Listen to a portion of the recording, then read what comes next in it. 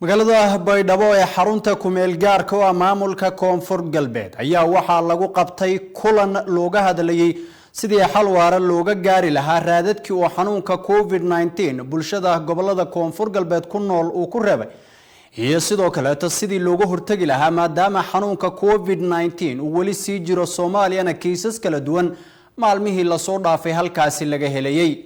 warbixin arintaasi la xiriirta waxa nooga soo diray magaalada Baydhabo Maxamed Deeq Serjito kulankan oo maanta lagu qabtay magaalada Baydhabo ee xarunta gobolka Baay ayaa waxa looga hadlayay sidii xal waara loogu gaari lahaa dhibaatooyinkii uu ku reebay bulshada Koonfur Galbeed cudurka dilaaga ee COVID-19 waxaana maanta kulankan ka soo qayb galay duqa magaalada Baydhabo gudoomiyaha barakacayaasha iyo qaxootiga Koonfur Galbeed agaasimaha guud ee aqalka madaxtooyada dawladda Koonfur Galbeed mas'uuliyiin ka socota hay'adda NRC qaybaha kala duwan ee bulshada iyo xubno kale ugu horreyn waxa afkaartooda ka hadlay kulanka kadib qaar ka mid ah dadkii ka soo qayb galay kulanka kaasoo lagu hadalay saameynta ballaaran ee kawaalada coronavirus-ka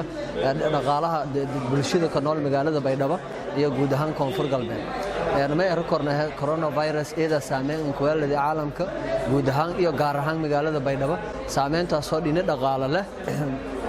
kaasoo yaani bulshada raad weyn ka reebay meelungeek ma anqoynay uu ku faa'iideysana talid tusaale wala intan ku jeediyay in COVID-19 arrintii ka saabsanayti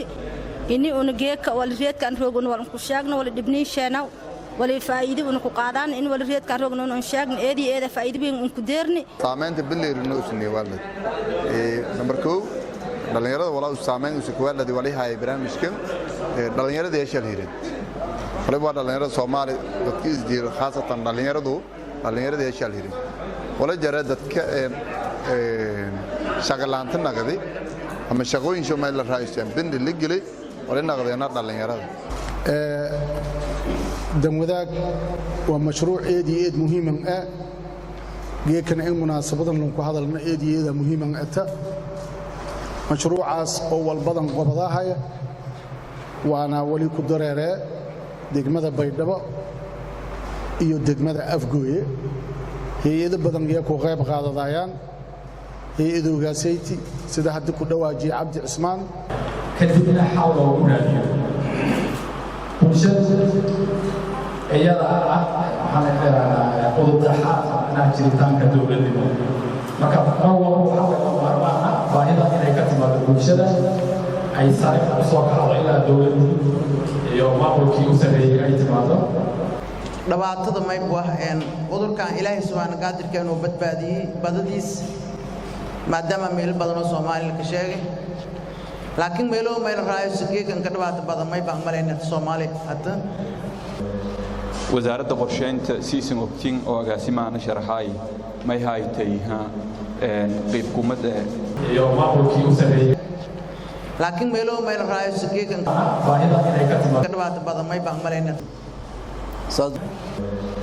Soomaaliya hadda wasaaradda qorsheynta siisan ogtiin oo agaasimaha qiyaasta markasta